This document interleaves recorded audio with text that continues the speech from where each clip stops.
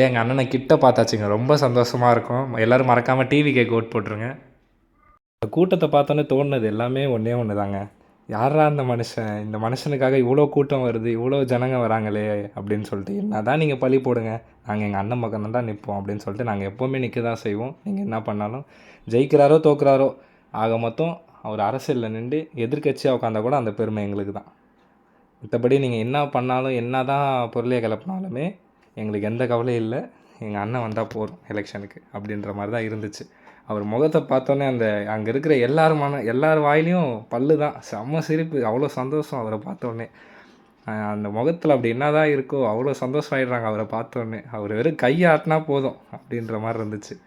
வேறு லெவல் ஃபீலுங்க. அதுனா அது சொல்ல வார்த்தையே இல்லை. நேரில் பார்க்கும்போது அப்படி இருந்துச்சு.